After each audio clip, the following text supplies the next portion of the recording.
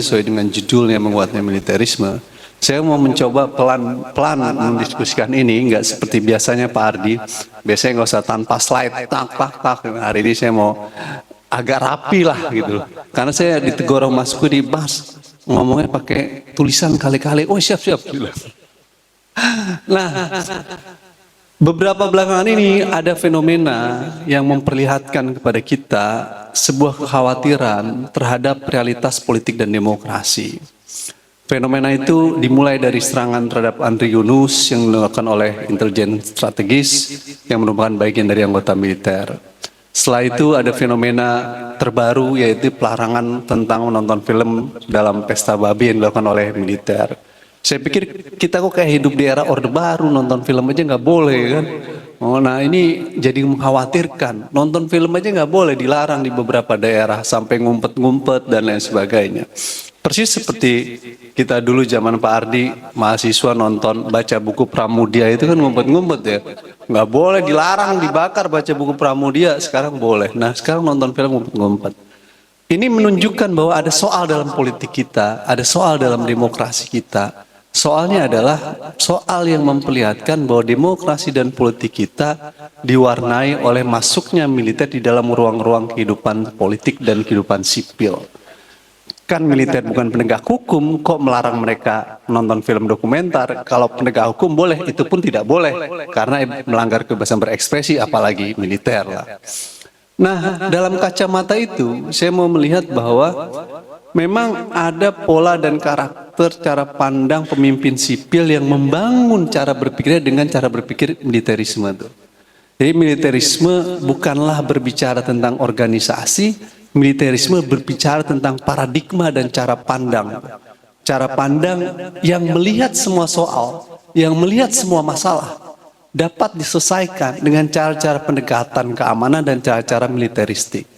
Jadi militerisme ada sebuah pola berpikir, pola cara berpikir dan sebuah paradigma. Nah, dalam realitas hari ini ada dinamika di mana demokrasi diwarnai dengan masuknya militer ke dalam wilayah-wilayah sipil, bahkan wilayah penegakan hukum seperti pelarangan nonton film tadi. Itu artinya problem pokok pertama kita dari militerisme itu harus kita sandangkan kepada otoritas sipil. Karena dalam negara demokrasi yang mengendalikan militer itu adalah otoritas sipil. Siapa dia? Presiden dan parlemen. Kenapa militer sampai masuk wilayah-wilayah sipil ke dalam ruang-ruang politik menjadi penegak hukum dalam belakangan ini? Karena otoritas sipil membiarkan, mendiamkan, dan bahkan mengiyakan tentang proses itu. Nah, next slide. Dalam era Indonesia, militerisme tumbuh kuat di masa Orde Baru, di mana ruang-ruang kehidupan sosial dan politik kita didominasi oleh militer.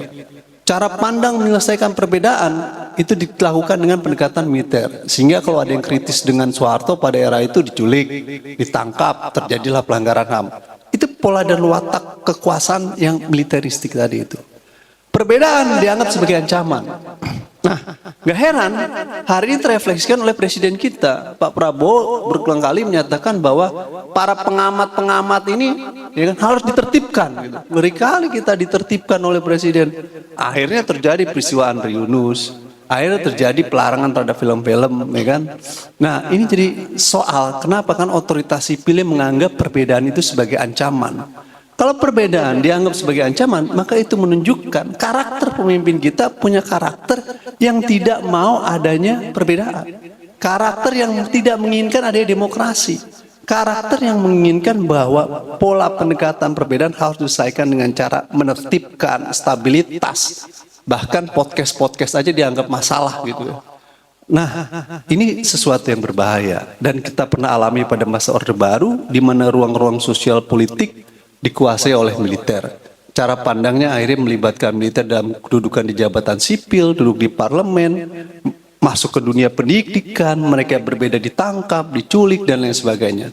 Ketika reformasi bergulir, next slide, pada tahun 98, kemudian kita mengkoreksi, oh nggak bisa dong, dalam era demokrasi militer, cara pandang berpikir yang militerisme tadi itu menjadi hidup di dalam demokrasi. Para pemimpin sipil harus menghormati prinsip-prinsip demokrasi. Maka reformasi TNI menjadi keharusan mutlak. Supaya apa? Supaya militer balik ke barak. Bahasanya anak-anak aktivis 1998 demonstrasi, tentara harus balik ke barak. Maksudnya adalah kita memang butuh tentara, tapi fungsinya untuk pertahanan. Di luar pertahanan dia nggak boleh masuk.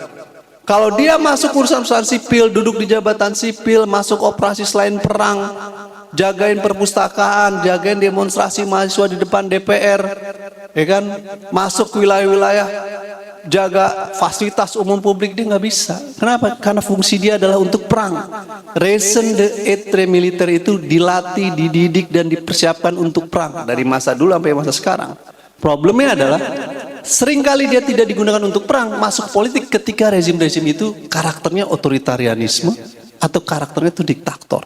Nah, nanti tugasnya Mas Kidi, ketika hari ini militer memperlihatkan diri dalam ruang-ruang yang jauh dari non pertahanan, masuk ke wilayah non pertahanan, apakah ini pertanda bahwa karakter otoritarianisme di era hari ini mulai terlihat gitu ya?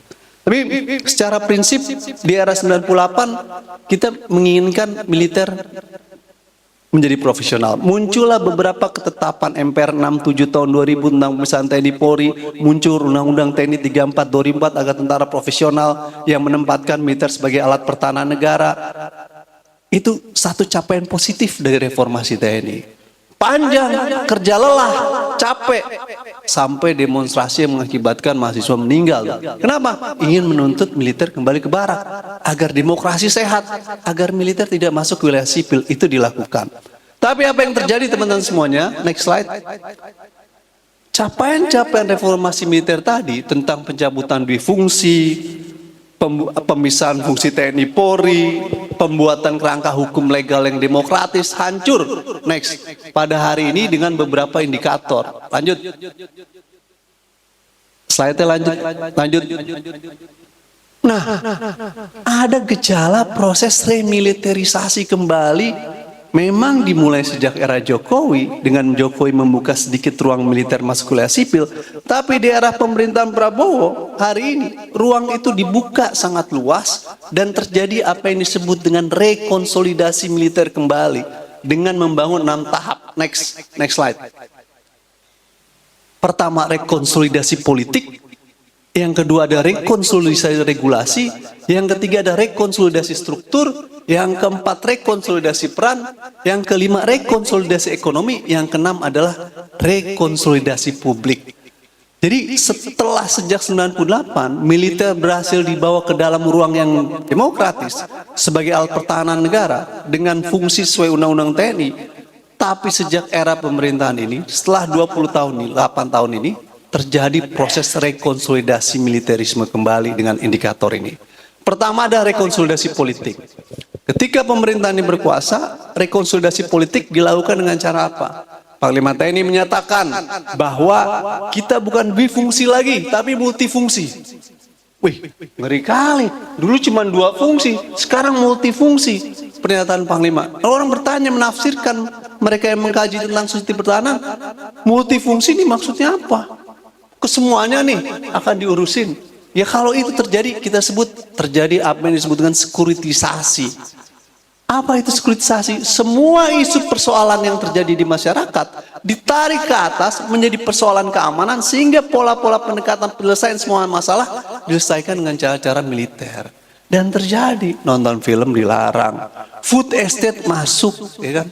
Proses proyek strategis nasional di Papua seperti film Pesta Babi masuk.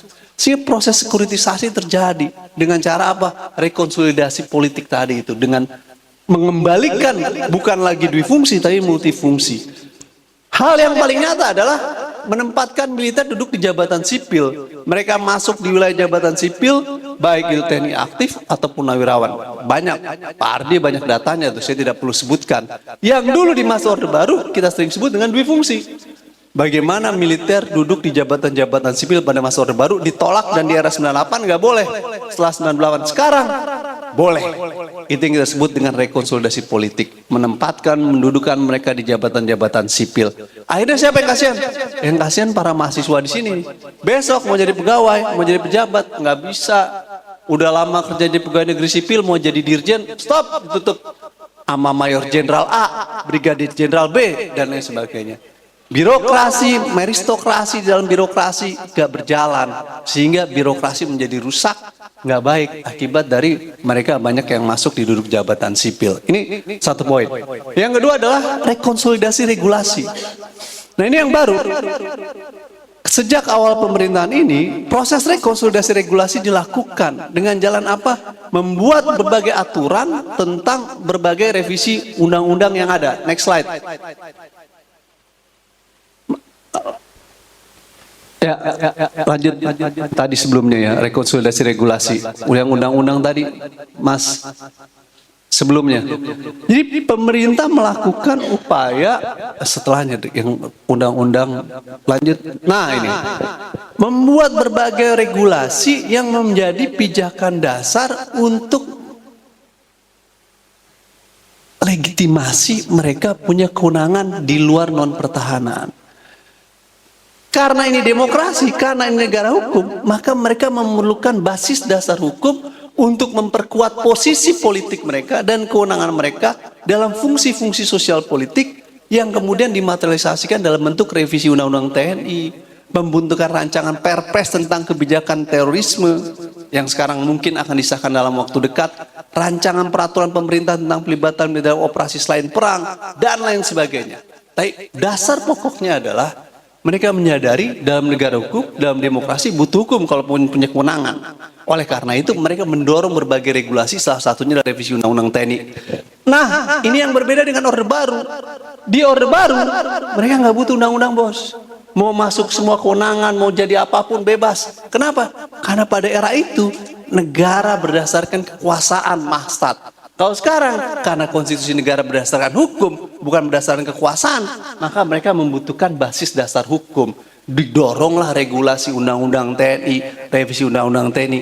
Yang niatnya adalah supaya tindakan-tindakan mereka di luar fungsi non pertahanan legal. Boleh.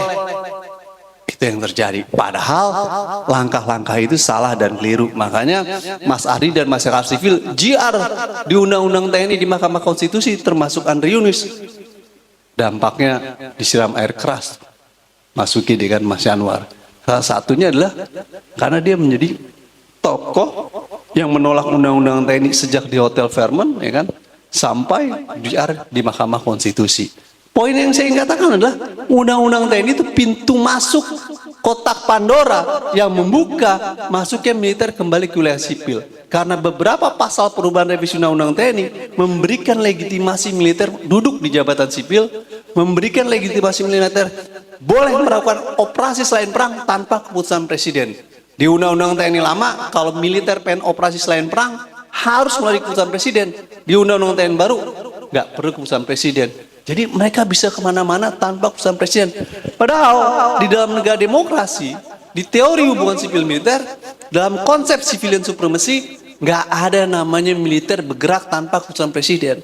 Karena yang bisa menggerakkan militer adalah mereka yang terpilih melalui pemilih. Siapa? Presiden dan DPR. Itu mutlak, maka presiden yang punya otoritas untuk menggerakkan militer. Tapi Undang-Undang TNI menghapus pasal 7 ayat 3 sehingga militer bisa bergerak tanpa keputusan presiden. Makanya Mas Ardi, Andre Yunus gugat ke MK untuk mengembalikan Undang-Undang TNI. Dan beberapa aturan lain terkait dengan regulasi-regulasi yang ada. Next. Nah, rekonsolidasi regulasi tadi itu ada beberapa hal, duduk di jabatan sipil, masuk ke ruang akademik. Yang saya paling aneh itu adalah ngurusin beasiswa, apa namanya itu? LPDP. Bayangin, sekarang untuk masuk LPDP tentara yang menskrutinise itu. Apa kepentingan di situ? Jadi kalau itu terjadi, saya pastikan Pak Ari nggak akan dapat S2, S3 ke luar negeri. Kenapa? Karena direktur imparsial, ya kan? Gak bisa nih, anti militerisme nih, blok langsung, ya kan? Baris taman keamanan publik. Next slide. Berapa menit lagi, Di? Lanjut. Oke. Sebelumnya, yang balik ke rekonsolidasi. Nah, rekonsolidasi yang berikutnya yang paling parah adalah rekonsolidasi struktur. Hari ini struktur militer diperluas sampai ke level yang jauh sekali itu. Dulu struktur komando teritorial itu dikritik karena struktur komando teritorial adalah manifestasi dari dui fungsi. Undang-Undang TNI 34 2004 menyebutkan struktur komando Kodim sampai Korem itu dikritik dan nggak boleh bahwa struktur militer itu tidak boleh mengikuti struktur administrasi pemerintahan sipil, nggak boleh. Dan nggak boleh berpolitik, dijelaskan di dalam penjelasan pasal 11 Undang-Undang TNI 34 2004. Nggak boleh. Oleh karena itu kehendaknya adalah dikurangi. Tapi yang terjadi hari ini di era pemerintahan ditambah dari 15 menjadi 22. Ditambah 22 jadi total 37. 37 setara dengan jumlah provinsi di Indonesia. Yang saya ingin katakan adalah struktur militer hari ini dibangun dengan menyaingi struktur pemerintahan sipil. Itu logika dari mana itu? Itu yang saya katakan, itu logika berpolitik. Kalau dia mengikuti struktur administrasi pemerintahan sipil, maka itu logika berpolitik. Karena struktur militer tidak dibangun dengan logika administrasi pemerintahan sipil, tapi logika di dalam gelar kekuatan yang melihat realitas geografis sebagai negara kepulauan, yang melihat perspektif ancaman yang sifatnya outward looking, nggak inward looking. Dengan pembangunan struktur teritorial yang jumlahnya 37, berarti cara pandang berpikir pertahanan kita itu masih inward looking, tidak outward looking. Apa dampaknya? Maka persepsi ancaman. Hari ini negara melihat masyarakatlah yang ancaman, bukan eksternal yang ancaman. Padahal fungsi pertahanan harusnya melihat keluar, tidak ke dalam. Dampaknya kelompok-kelompok seperti Andre Yunus, mereka yang memutar film, dianggap sebagai masalah. Kenapa? Karena perspektifnya inward looking. Struktur teritorial yang jumlahnya ditambah 37 itu menunjukkan bagaimana perspektif kita inward looking, tuh nggak outward looking. Dengan kata lain saya katakan, kita nggak akan mungkin mencapai ideal membangun profesionalisme militer. Pada sisi lain, Mbak Bibip, kita kalau nonton film seneng, nonton TV, keren sekali Iran ya. Walau pemimpin-pemimpinnya tuh mati diserang, tapi sistem pertahanan mereka tetap aja tuh. Mau berganti pemimpinnya, dia tetap aja kuat melawan Israel, melawan Amerika. Kenapa? Karena sistem pertahanannya kuat.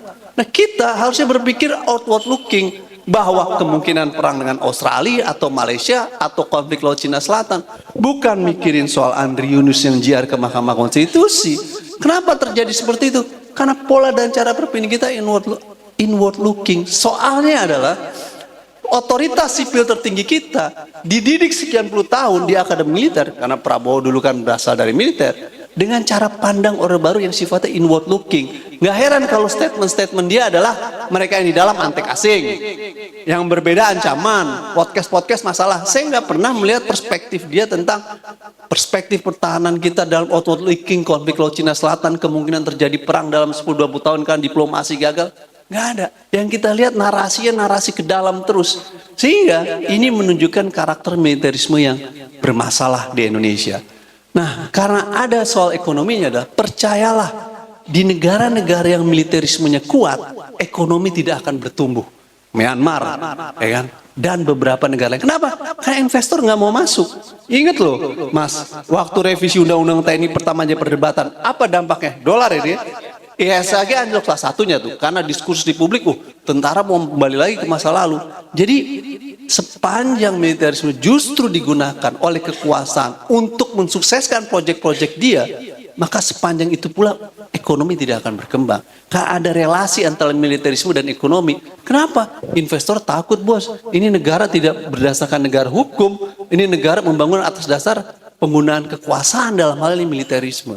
Nah, kalau ini terjadi dan ini terus lanjut, maka kita akan berada dalam ruang-ruang gelap kekuasaan dan kita akan bisa kembali mundur ke belakang. Jadi refleksi 28 tahun reformasi kita adalah kita tidak maju ke depan, tapi kita mundur ke belakang. Ini soal pokok kita. Terima kasih Pak Sabi. Kita kan sedang dalam posisi merefleksi sejarah reformasi 98. Dan di dalam merefleksi peristiwa sejarah itu harus lengkap.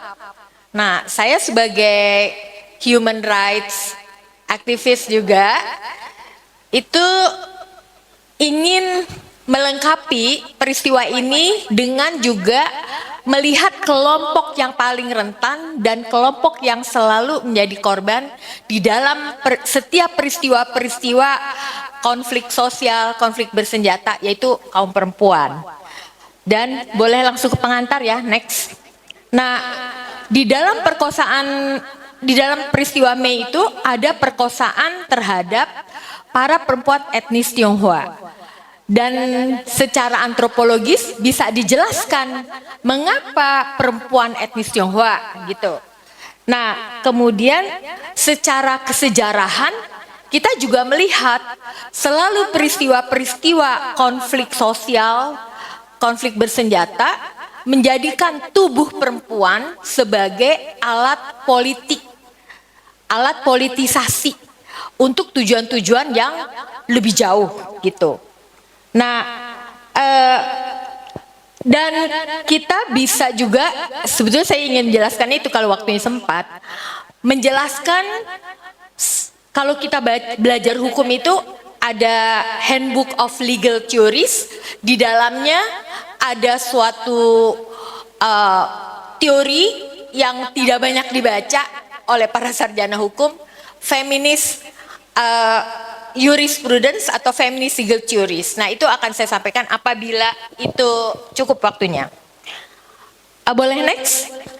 Di dalam perkosaan 1998 yang deny oleh Menteri Kebudayaan dengan membuat buku sejarah yang baru dan meniadakan peristiwa ini, ada 189 korban perkosaan. Itu yang terdaftar, yang tidak diketahui pasti jauh lebih banyak. Dan di antara mereka ada yang kehilangan nyawa. Mengapa harus perempuan Tionghoa? Di dalam antropologi ada teori-teori identitas yang bisa menjelaskan mengapa suatu kelompok itu mengalami diskriminasi dan mengalami bahkan kekerasan. Teori-teori feminis yang lama mengatakan bahwa pasti deh perempuan itu mengalami diskriminasi. Tetapi teori-teori baru mengatakan tidak semua perempuan mengalami diskriminasi. Tetapi adalah perempuan yang distrukturkan memiliki identitas interseksional. Bukan semua perempuan, tapi harus perempuan yang ras tertentu, etnik tertentu, kelompok sosial ekonomi tertentu, strata ya. Kemudian apakah dia berpendidikan atau enggak, dan seterusnya. Agamanya apa termasuk ya. Nah, di sini kelompok etnis Tionghoa yang disasar. Jadi kelompok ini distrukturkan identitasnya sebagai kelompok lian, kelompok yang berbeda dengan kita. Mereka itu kelompok lain.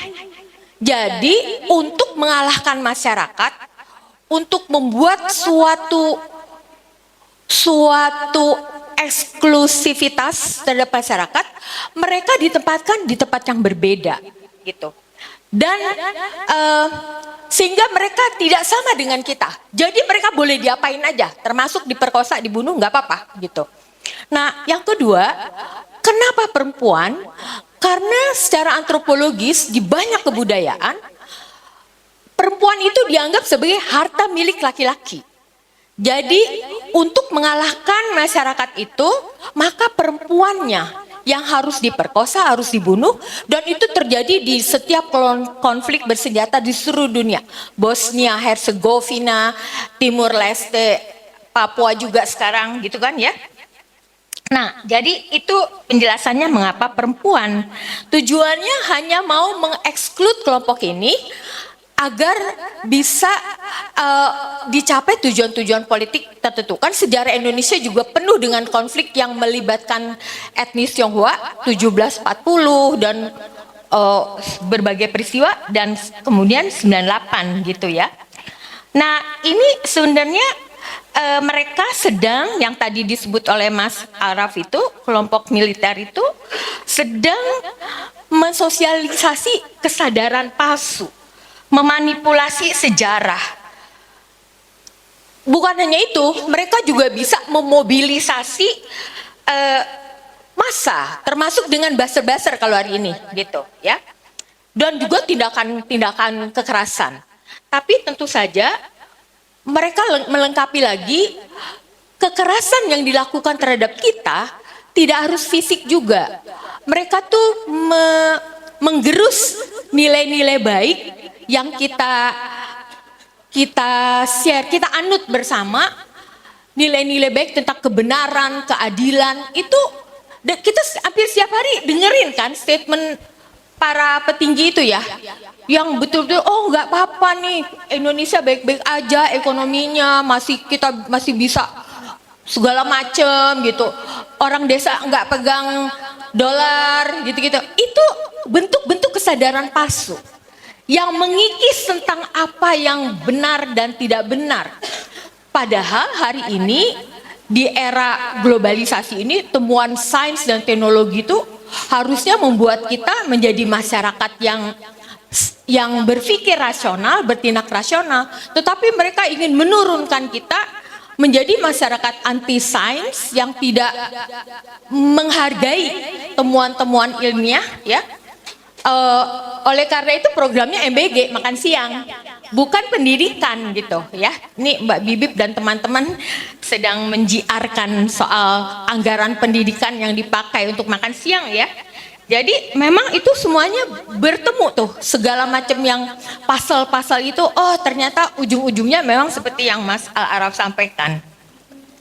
Nah, kita melihat bagaimana kerugian kita sebagai bangsa ketika perempuan mengalami tindakan-tindakan kejahatan.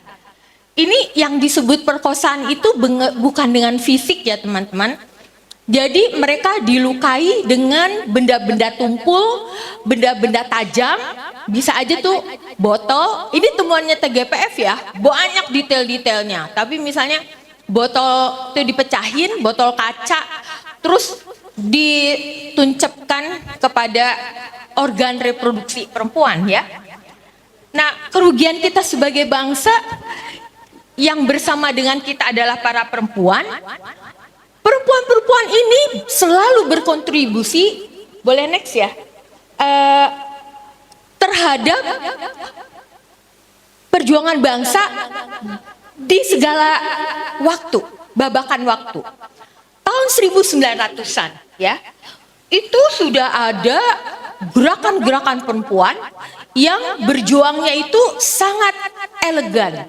Mereka membentuk organisasi-organisasi dan mereka memperjuangkan pada waktu itu, karena kita berada di era kolonial, memperjuangkan nilai-nilai baru dalam keluarga. Nggak mau penindasan perempuan dalam keluarga, nggak boleh sekolah, harus tunduk-tunduk kepada kemauan masyarakat, keluarga, orang laki-laki di sekitar rumahnya, dan mau memperjuangkan budaya asli, nggak mau ke barat-baratan, nggak mau ke Arab-Araban juga gitu ya. Dan mereka sudah berpikir soal nasionalisme pada tahun 1900-an, jauh sebelum Indonesia merdeka. Lalu 1915, di antara organisasi itu ada yang mengirim mosi kepada pemerintah Belanda, yaitu Suara Mahardika, minta persamaan di muka hukum. Jadi kalau konstitusi kita ada pasal tentang persamaan di muka hukum, itu pasti bukan sesuatu yang gratis, tapi pernah diperjuangkan tahun 1915. Lalu Kongres Perempuan pertama 22 Desember 1928, hanya 3 bulan sesudah Sumpah Pemuda, tapi nggak pernah dikenal oleh publik Indonesia, dan bahkan 22 Desember itu diperingati dengan lomba-lomba masak, lomba-lomba konde gitu kan ya. Padahal sebenarnya itu adalah memperingati perjuangan perempuan yang berhasil mengkonsolidasi diri di Yogyakarta. 1930 ada organisasi lain namanya Perikatan Perhimpunan Istri Indonesia yang berpikir atau mungkin juga mengalami pengaruh dari perjuangan feminis di negara-negara lain.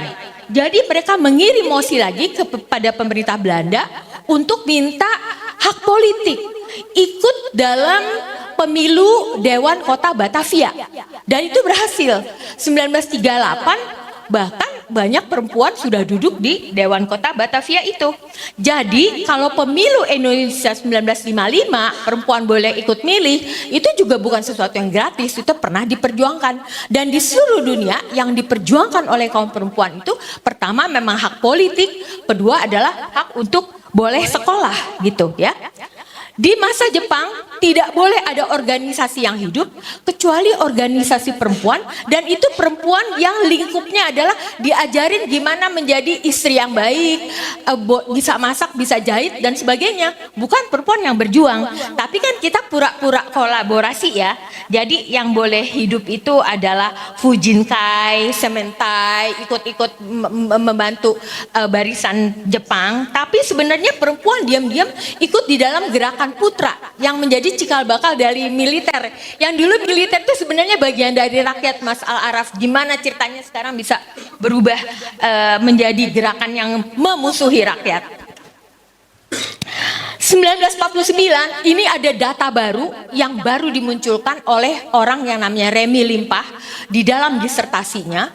Dia menemukan bahwa ketika pemerintah Belanda datang lagi, ya bukan pemerintah Belanda, artinya tentara Belanda datang lagi ke Indonesia, melakukan apa namanya tuh, apa bahasanya ya, sekutu, tentara sekutu ya, Belanda dan Inggris dan lain-lain kembali lagi ke sini. Itu terjadi kejahatan perang yang luar biasa. Dan di disertasinya tuh judulnya adalah Brandende Kampung. Mereka membakari kampung-kampung yang ada di Pulau Jawa dan Sumatera. Dan itu yang siapa yang berada di garis depan? Perempuan. Membuat dapur umum, membuat pertolongan pertama, rumah sakit dan lain-lain. Dan perempuan juga loh yang setiap tanggal 17 Agustus yang dilarang oleh pemerintah Jepang. Jadi orang tua kita itu nangis kalau ada kibaran bendera merah putih, nyanyi Indonesia Raya, karena pada waktu zaman mereka nggak boleh. Jadi para perempuan 17 Agustus di tengah intayan yang begitu ketat mengibarkan bendera merah putih tetap di Gedung Juang itu gitu ya.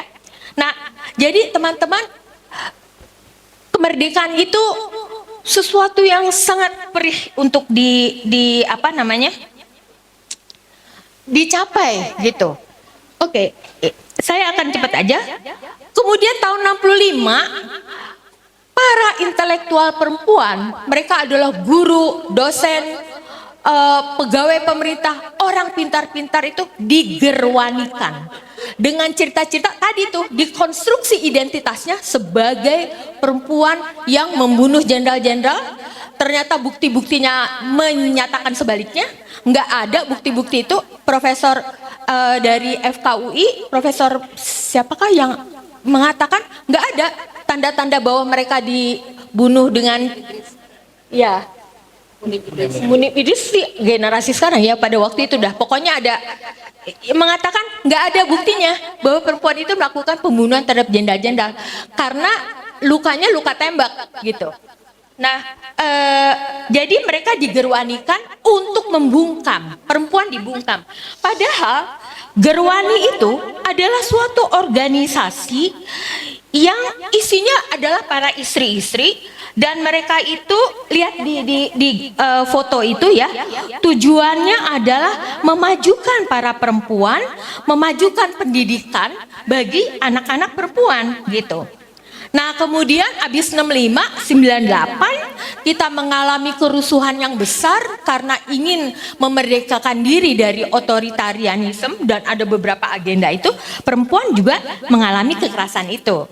Nah, sekarang kita sedang dalam fase di mana krisisnya begitu nyata, ekonomi, pangan, energi, krisis hukum udah duluan, krisis politik, sosial udah duluan, krisis budaya, kohesi sosial, segala macam, pengetahuan, sistem berpikir itu dihancurkan, terutama di Papua. Jadi bagaimana kebudayaan masyarakat itu dihancurkan. Sistem berpikir, sistem pengetahuan itu gunanya buat apa? Supaya bisa melangsungkan hidup. Kalau kita geografinya hutan, gunung, sungai, pantai dan lain-lain, ya kita mesti hidup 2 menit berdasarkan lagi, itu gitu. Ya, jadi itu semuanya dihancurkan. Nah, pesan terakhir saya adalah di epilog langsung aja. Jadi perkosaan Mei 98 itu adalah salah satu rangkaian sejarah perempuan di Indonesia. Dan sejarah itu adalah kapital sosial terkait pengetahuan tentang kebangsaan Indonesia. Jadi saudara mesti melihat kebangsaan Indonesia di dalamnya ada perempuan. Tanpa sejarah kita tidak punya pengetahuan tentang apa yang tidak boleh terjadi lagi dan apa yang harus kita pertahankan, gitu ya. Manipulasi sejarah kemanusiaan perempuan adalah kejahatan kemanusiaan itu sendiri. Makasih.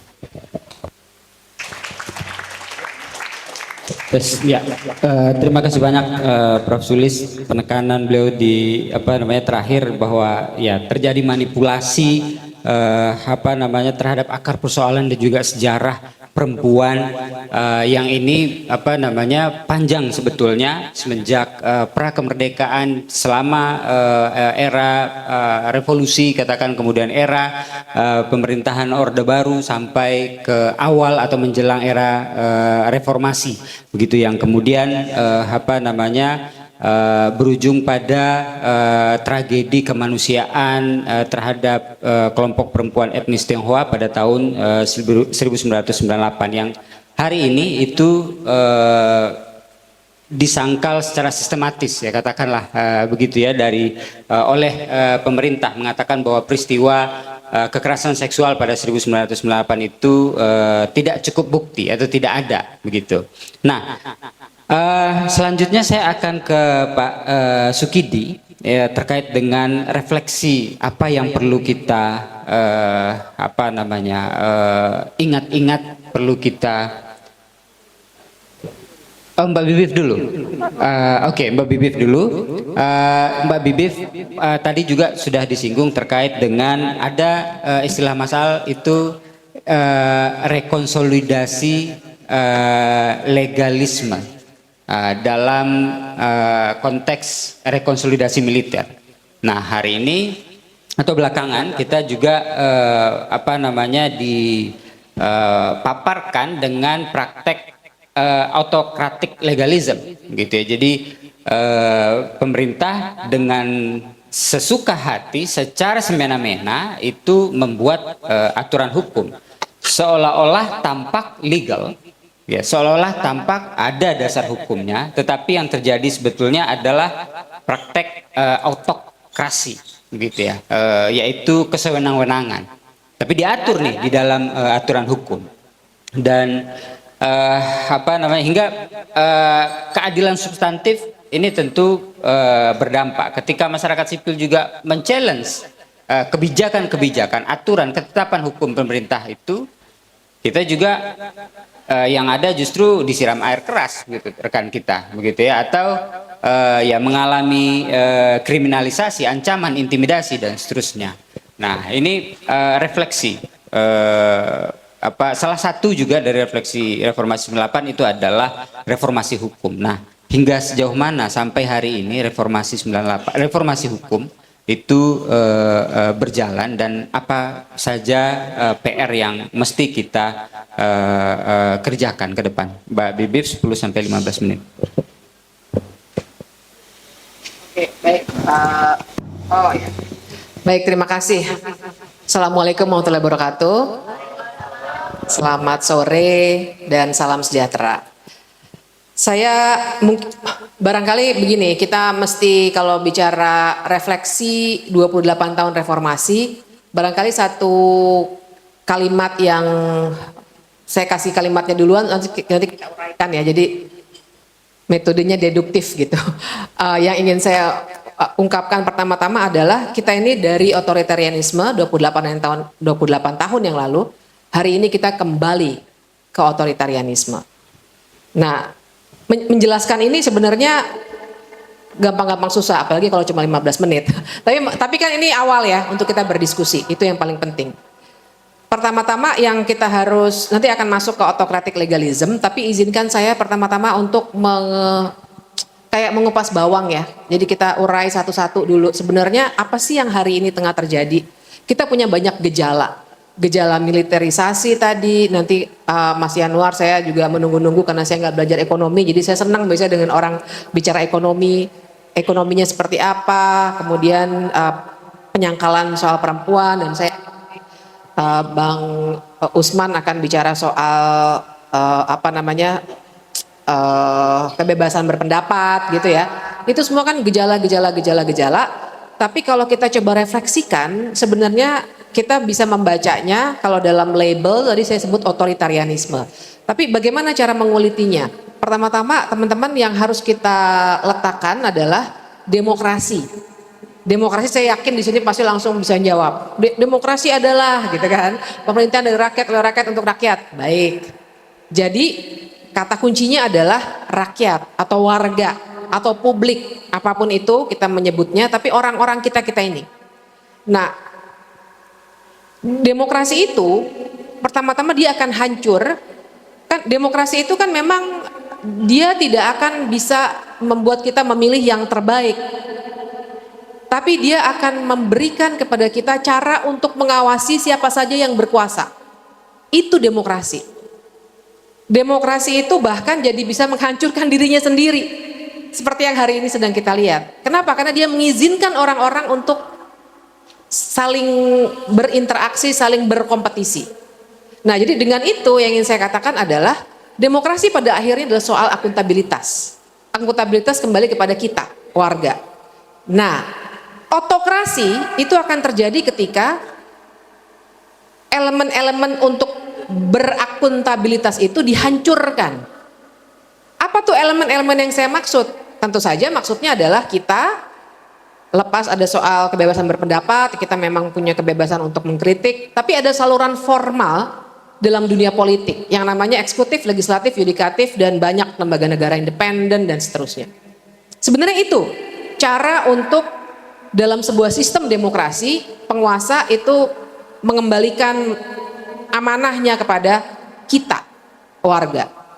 Nah, begitu lembaga-lembaga itu dihancurkan, demokrasinya mati, dia menjadi otokrasi. Nah, satu ya, otokrasi. Tapi dia akan berubah lagi menjadi otoritarianisme ketika yang sudah tidak bisa diawasi itu kemudian juga secara aktif melawan, membungkam pihak-pihak di luar sana yang tidak ada dalam sebuah institusi formal, yaitu sebenarnya kita maupun pihak oposisi dan lain sebagainya, untuk juga mengawasi dirinya. Jadi itu sebabnya orang sekarang banyak yang kalau misalnya kita semua di sini sering berbicara keras begitu ya, dibalikinnya selalu, tapi kan Anda masih bisa ngomong nih, nggak hilang. Loh, how low can you go? Mau main ukur-ukuran kayak gitu, nunggu sampai negara ini bisa ngilangin orang. Orangnya sekarang udah jadi presiden, tapi kan nggak seperti itu. Kita nggak berbicara soal nihilisme gitu. Kita bicara ukurannya adalah sampai orang hilang itu baru namanya otoritarianisme. Salah. Kita pakai analisisnya yang lebih benar. Nah, dan ini bukan bahasa orasi, ibu-ibu, bapak-bapak, kawan-kawan. Ini adalah bahasa literatur. Jadi kalau belajar misalnya katakanlah mau pakai Levitsky dan Way 2002 soal competitive authoritarianism bisa, mau pakai backsliding, democratic backsliding Nancy Bermejo bisa. Jadi ini memang bukan bahasa orasi, ini adalah sebuah analisis yang referensinya banyak sekali, dan unfortunately ini bukan hanya hal yang terjadi di Indonesia. Karena itulah orang kemudian kan biasa ya, namanya ilmu pengetahuan, dia lahir dari kondisi empirik dan kemudian dia, oh ini namanya otoritarianisme. Dan dengan kerangka yang sama kita bisa letakkan Indonesia. Nah, langkah berikutnya adalah totalitarianisme. Kira-kira kan begitu tuh. Nah, sekarang kan pertanyaan Mas Ardi adalah apa tuh autocratic legalism? Nah, saya mulai dari demokrasi, otokrasi, otoritarian, totalitarian. Tapi ketika bahkan baru mencapai otokrasi, ketika demokrasi tidak bisa dicek, itu orang seringkali agak bingung. Saya yakin di sini semuanya, di sini nih udah lama ya sebenarnya ya gejalanya dimulai ya. Mungkin kita agak-agak ini salah nggak ya? Kenapa? Karena kita semua adalah orang-orang yang berpikir kritis, bener nggak? Kita semua di sini punya akal sehat, bener nggak? Bener dong, kalau nggak mungkin ada di sini. Mungkin apa rebahan-rebahan aja gitu kan. Enggak, kita ada di sini karena kita semua sebenarnya punya akal sehat. Tapi kita ragu-ragu, ini bener nggak ya lagi mulai gejala otoritarianisme atau otokrasi, supaya konsisten pembicaraan saya. Kenapa kita jadi bingung? Karena semua yang salah itu kemudian ingin dianggap benar dengan cara dilegalkan. Kenapa? Karena dalam cara pandang umum tentang negara, apalagi di Indonesia, kita diberi gagasan yang jarang sekali dikritik itu bahwa hukum pasti benar. Apa aja yang sudah jadi hukum pasti benar. Kita nggak dikasih ruang untuk nanya dulu, ini hukumnya adil atau enggak. Jadi hukum itu bukan adil, hukum itu peraturan di negara ini terutama. Akibatnya balik ke tadi, kita punya akal sehat tapi mungkin kita agak bingung, bener nggak ya ini udah otokratik nih. Karena barang-barang yang dipakai untuk menghancurkan sendi-sendi demokrasi tadi semuanya dibuat dalam bentuk peraturan. Jadi misalnya kita sekarang bilang mana nih gejala otokrasinya yang kelihatan, yang kasat mata, gejala kan yang kasat matanya ya. Kita bisa bilang DPR sekarang dari 8 fraksi yang ada di DPR, 7 adalah koalisinya pemerintah. Apa akibatnya? DPR seharusnya kan jadi cara kita, itu kan wakil rakyat tuh sebenarnya kan. Dia kan sebenarnya cara kita untuk bilang, hai pemerintah, Anda salah nih, tolong MBG-nya dievaluasi total, ini ngaco bla bla bla. Tapi nggak nyambung antara kita dengan DPR. DPR-nya lemah. Malah bukan hanya soal pengawasan ya, legislasi pun begitu. Oh, oligarki butuh nih sebuah instrumen yang ingin membuat perampasan lahan cepat dilakukan, membuat masyarakat adat gampang digusur. Oke, kita bikin aja undang-undang cipta kerja. Set 9 bulan jadi. Oh, ini TNI mau masuk nih sesuai ceritanya Bang Aal tadi, mau masuk ke banyak sektor dan lain sebagainya. Oke, kita bikin aja undang-undang TNI, 9 hari jadi. 9 hari loh. Jadi nah, artinya apa? Akhirnya DPR ini kan kayak Orde Baru ya. Dulu Iwan Fals zaman saya kecil tuh Orde Baru bilangnya DPR itu apa tuh? Tukang stempel gitu ya. Nah, semacam itulah. Jadi akhirnya kan jadi balik lagi ke 28 tahun yang lalu. Nah, itu kita jadi bingung karena semuanya menjadi legal. Nah, itu yang disebut dengan autocratic legalism. Legalisme, tapi dia sebenarnya berkarakter autokrasi. Nah, dan lagi-lagi ini bukan khas Indonesia sayangnya. Makanya bisa dikasih label secara literatur yang namanya autocratic legalism. Karena teman-teman boleh baca misalnya di Venezuela itu bisa baca tulisannya Javier Corrales, atau misalnya yang di Hungaria sekarang udah ganti ya, Viktor Orban. Tapi fenomena yang dulu autocratic legalism di Hungaria bisa baca tulisannya Kim-Lane Chappell misalnya gitu. Tapi saya mau bilang, jadi ini bukan sebuah bahasa orasi, tapi memang alat analisis untuk kita yakin bilang, nggak perlu takut untuk disalah-salahkan karena memang jelas referensinya bahwa negara ini memang sudah masuk ke arah autokratik, atau sudah masuk benar-benar, jadi bukan menuju ke, tapi menurut saya sudah masuk ke otoritarianisme, jadi lebih dari autokrasi. Jadi sendi-sendinya sudah hancur tadi ya. Apa yang dihancurkan? DPR-nya dihancurkan. Dalam arti nggak berfungsi secara baik, fungsi legislasi, anggaran dan pengawasannya. Terus misalnya saja masyarakat sipilnya yang harusnya bisa menjadi pengawas, kita semua punya hak berpendapat. Saya kira nanti Bang Usman banyak bisa bicara soal itu. Kita juga dibungkam secara efektif, dan itu yang akan membuat kita makin yakin, oh ini memang sudah menjadi otoritarianisme. Kalau teman-teman masih bingung karena tadi ya, kok kayaknya iya tapi enggak ya, iya tapi enggak karena kita mungkin agak bingung karena legal semuanya. Kalau misalnya pertanyaannya apakah katakanlah misalnya soal antek-antek asing nih lah, rame ya kan, apakah ini antek-antek asing segala macam. Ya udah buru-buru mau dibuat tuh undang-undangnya. Disinformasi dan propaganda asing. Udah ada naskah akademiknya beredar. Artinya apa? Narasi yang mau menyerang kelompok-kelompok yang berseberangan, kalau dalam literatur namanya war on dissent, itu juga mau dibuat legal. Makanya ada naskah akademiknya sudah. Gitu. Jadi itu gejala yang bisa dilihat. Nah, sekarang ada juga beberapa perdebatan soal misalnya kalau mau kita selalu dibenturkan dengan situasi itu tadi ya. Alah kalian semua masih bisa ngomong berarti nggak kayak Orde Baru. Nanti dulu kita jangan lihat sampel case study satu demi satu seperti itu. Tapi kita refleksikan secara besar dan kita akan menemukan bahwa sesungguhnya metodenya sama. Tapi karena zamannya berubah, dulu misalnya nggak ada media sosial.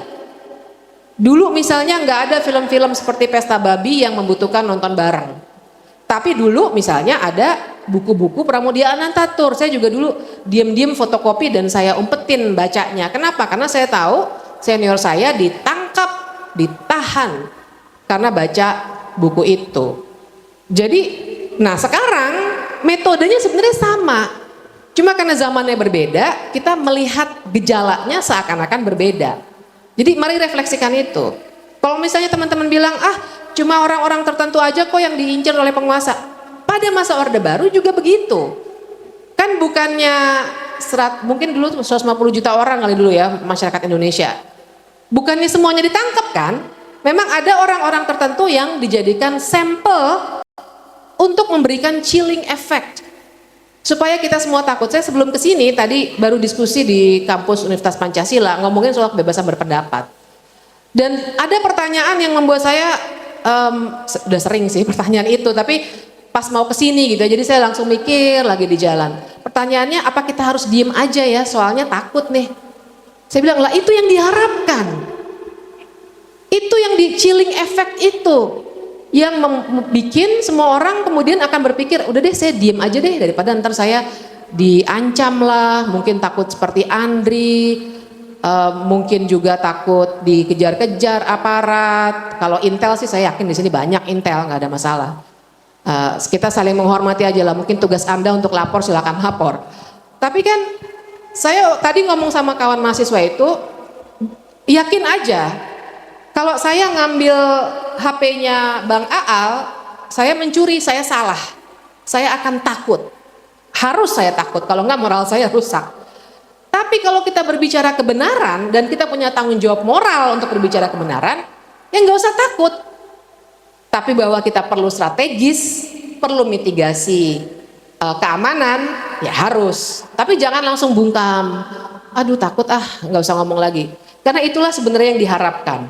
Nah biasanya memang penguasa yang otoriter itu akan satu kan tadi nggak ada cek ya, tapi dia membuat tidak ada ceknya itu lebih kuat, tidak hanya mematikan elemen-elemen formal negara, tapi dia akan melakukan dua hal lagi. Pertama, dia akan menyerang orang yang berbeda pendapat, dan kedua, informasi akan dikontrol. Mungkin teman-teman akan bilang, sekarang kan nggak ada bredel, lagi-lagi metodenya sama, cuma karena zaman berubah, tekniknya berbeda. Sekarang nggak ada bredel, tapi coba periksa berapa banyak media massa yang sudah dimiliki oleh kelompok oligarki. Coba cek juga bagaimana cara Kementerian Komdigi sebenarnya tengah berusaha membatasi informasi yang kita dapatkan. Belum lagi kalau bicara Papua, itu satu internet satu pulau bisa dimatikan, udah pernah terjadi gitu. Untuk mencegah informasi keluar dari Papua. Udah pernah terjadi kan, kita ke PT UN kan waktu itu dan menang sebenarnya. Jadi tolong jangan jadi sebagai penutup saya ingin bilang kawan-kawan bahwa kita memang sekarang pasti kepala kita ini lagi dikacaukan dengan informasi yang begitu simpang siur. Jadi bahkan orang ngomong, aduh bahkan ada yang digaji negara tuh kerjanya nyela-nyela masyarakat sipil. Saya juga dibilang katanya antek asing nyoros katanya saya tuh. Terima berapa miliar itu? Ya ampun, saya bilang kalau benar saya punya 2 miliar dikasih sama Soros, saya sih bersyukur ya. Nyatanya emang nggak ada. Per dolar sekarang. Tinggal tanya Mas Yanuar aja nanti gimana caranya untuk bikin duit tambah banyak. Tapi kan enggak. Dan orang itu dibayar oleh negara, digaji karena dia adalah pegawai KSP gitu kan.